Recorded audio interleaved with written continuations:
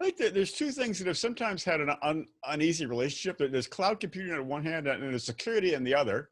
And security tends to be pretty conservative, and cloud has, we're used to it now, but it's a certain disruptive quality, and it continues to change, rapidly. So what about, cloud computing meets security? What kind of challenges is inherent there? Probably that's a 6-hour question.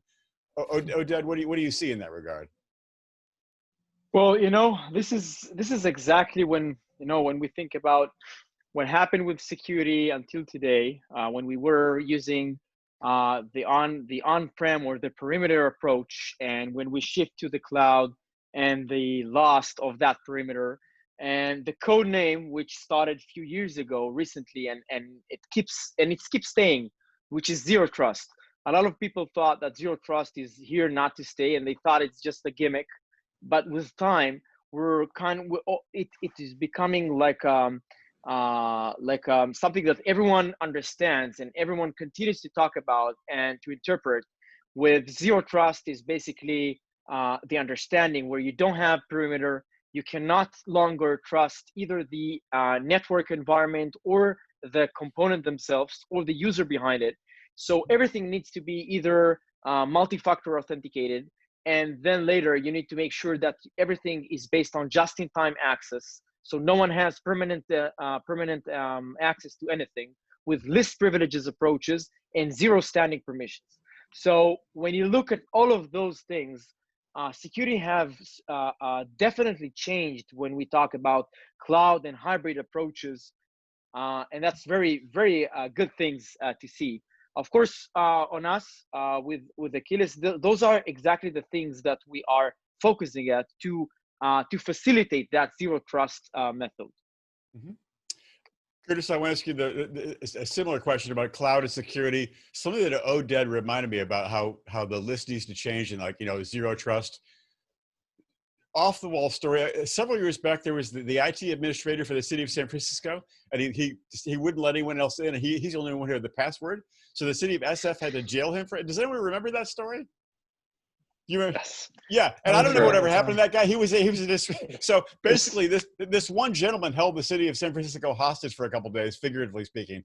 So I guess it was sort of a low key. It was sort of a very rudimentary kind of like hijacking attack, basically, from within the system. Yeah. Yeah. So Curtis, what do you see in terms of cloud security and cloud computing and security? It can be an uneasy relationship. What's your experience there? Yeah, completely. I mean, some of the terms that you're hearing: immutability, zero trust, and the new wave of SASE. It all comes back down to trust, and it all comes down to the same thing. And that example is an early iteration on that, right? You trust the one guy, and guess what? He's the person that's going to get you and hold everyone hostage. So we're trying to avoid that, which is why so much more automation that you're seeing come into this. And actually Chef has been a leader in this space for a long time in terms of IT tooling has gone. But if you look at the traditional ways why DevOps and cloud may have wed, many businesses are polygamous and not wed to a single platform, which offsets dependencies on their side on a single provider, among other things. But with these shifts come like a shift away from bolt-on security, which, by the way, is how data center security particularly used to be delivered. And it's not viable because bolting on security to a service with inherent flaws and tools are then reduced to invoking basically service impacting measures to stop an attack is simply not desirable, especially when the impact is maybe a false positive on a critical service that results in downtime. So, the focus, and certainly the focus at Resilion, is plugging into the development pipeline. So as Corey mentioned, shifting left into those tool sets, including Chef, to reduce the attack surface measured by vulnerabilities that are exploitable, and where flaws do make their way through, to act as a compensating control to vulnerabilities in 0 days that are exploited. And in doing that, triggering service healing procedures that IT teams already use, rather than the security tool being the thing that impacts a service, triggering IT tools that are already in place that have the trust to make the changes that are necessary, which do not have as much of a detrimental impact on service availability, because that was one of the charges with security in this space. And one of the reasons why you've had friction really between IT operations and security is that you've got security tooling that maybe made a detrimental impact, taking a service down, and it wasn't even warranted in the first place because it was a false positive. And that's just not acceptable anymore, when a lot of the digitized services are really the things that are creating revenue for businesses today. So wedding security and the development process has become a lot more of a focus, and something that CISOs definitely, I think, across the land see as a key goal for them. Oded, you have your hand raised. I definitely want to give you a chance to respond. Yeah, well, I've heard Curtis that speaks definitely about the cloud, and as you've asked, James, about what was happening or what changed when we talk about security in the cloud, and then I kind of reminded of recent conversations that I had with several customers that were asking for, hey, why do you speak all the time about cloud, where for us the major transformation is about the DevOps.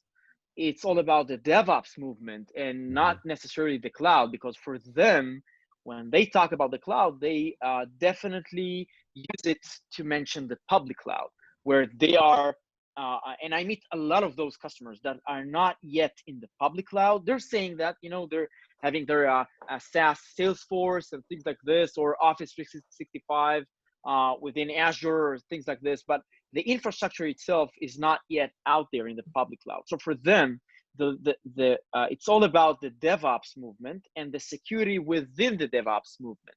So it's more about how do I inject the security measurements within the CI/CD pipeline? How do I inject my compliance checks within my configuration management tooling?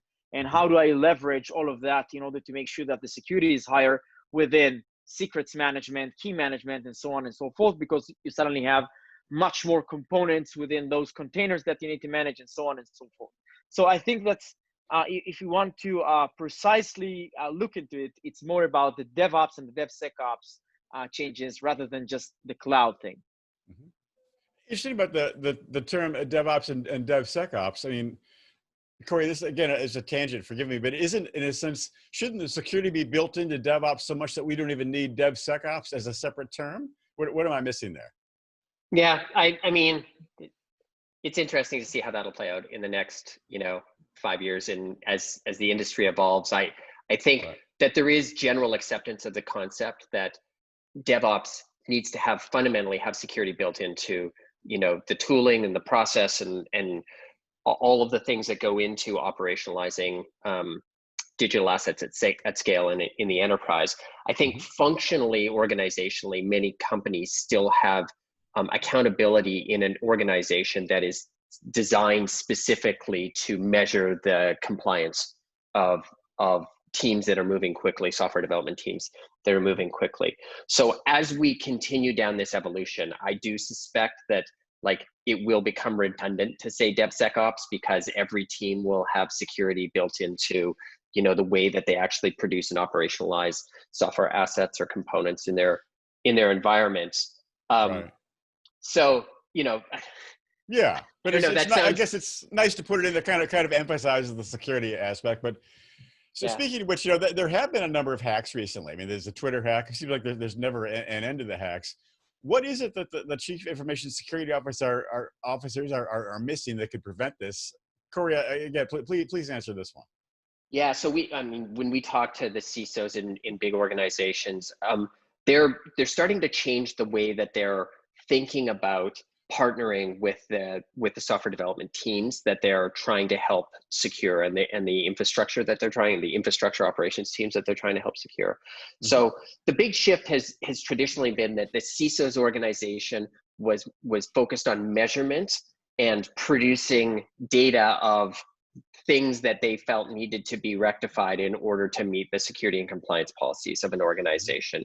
And what we're seeing now is them actually taking ownership of helping to deploy some of the automation tooling that will help teams do a better job at security and compliance at the left end of the software development lifecycle, at the front end of the thing, so that they'll have compliance. So if they have compliance in their development environments, they'll have compliance in their operations environments. And so there's less of it. What we're seeing is the CISOs are partnering more with the app dev teams. They're enabling them with tools when they can get together and getting back to compliance as code. If a CISO organization hands you a policy handbook that says, here's how your application should be constructed in order to be compliant, it's left up to interpretation. But if what they hand you is a bunch of software tests that say, does your software pass these tests, then there's nothing left for interpretation. It's a yes/no answer about whether you've in fact met the compliance standards of the organization, right? So I think we're seeing that divide start to narrow significantly. I think we're seeing the information security organizations taking more of an active role in actually implementing the automation tooling that helps that, and driving initiatives like cloud key management or SaaS key management across their entire environments, like implementing common security and compliance frameworks like Chef and like Resilient in those environments. And certainly, that's the direction that the market's going at this stage. Mm-hmm. Curtis, I want to ask you about what CISOs are missing in your view. But before I do that, I want to let people know who are watching and viewing and listening. We welcome your questions. You don't have to wait to the end. Oded has promised if we get a good question, he will turn on his Snapchat filter. So that's kind of a big incentive to ask a question. So we have not seen Oded's Snapchat filter quite yet.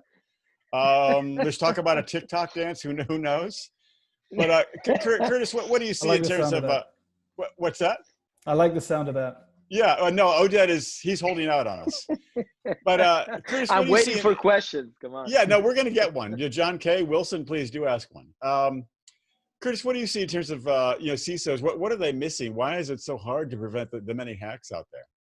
Well, there's big transformations happening as a result of some of the things that we've talked about.